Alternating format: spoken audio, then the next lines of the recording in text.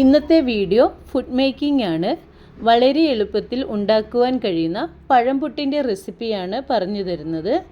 ഞാൻ എപ്പോഴും പുട്ടുണ്ടാക്കുന്നത് പുഴുക്കലരി തലേദിവസം തന്നെ വെള്ളത്തിൽ കുതിർത്ത് വെച്ച് രാവിലെ മിക്സിയിലിട്ട് പൊടിച്ച് എടുക്കുകയാണ് പതിവ്. അങ്ങനെ എടുക്കുന്ന പൊടി വറുക്കേണ്ട ആവശ്യമില്ല. അന്നേരം തന്നെ പുട്ടുണ്ടാക്കാവുന്നതാണ്. വളരെ സോഫ്റ്റും കഴിക്കാൻ നല്ല ടേസ്റ്റുമാണ്. നമുക്ക് ആവശ്യമായ പൊടി എടുക്കുക. സാധാരണ നമ്മളെപ്പോഴും പുട്ടുണ്ടാക്കുമ്പോൾ എങ്ങനെയാണോ പൊടി നനയ്ക്കുന്നത് അതുപോലെ തന്നെ നനയ്ക്കുക. ആവശ്യമായ ഉപ്പും ചേർത്ത് വയ്ക്കുക. ആവശ്യമായ ഇൻഗ്രീഡിയൻസ്: നേന്ത്രപ്പഴം, ഏലക്ക, ജീരകം, പഞ്ചസാര, നെയ്യ്, തേങ്ങ. നേന്ത്രപ്പഴം 1-2 എടുക്കാവുന്നതാണ്. ഞാനിവിടെ 1 ഉപയോഗിച്ചിരിക്കുന്നത്. അരമുറി തേങ്ങ, പഞ്ചസാര നമ്മുടെ പാകത്തിന് എടുക്കുക. നെയ്യ് 1/2 ടീസ്പൂണ്, ഏലക്ക 3 എടുക്കുക.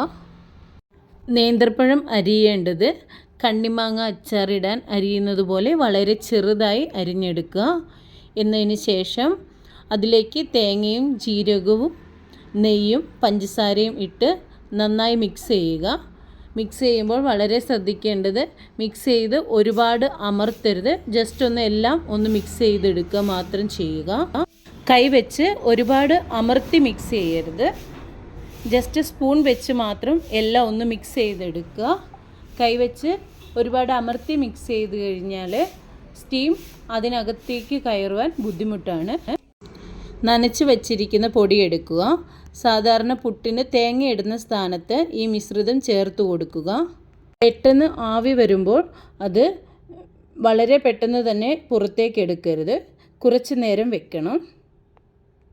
പെട്ടെന്ന് തന്നെ വീട്ടിൽ ഉണ്ടാക്കാൻ കഴിയുന്നതാണ്. വളരെ ടേസ്റ്റിയാണ് കഴിക്കുവാൻ.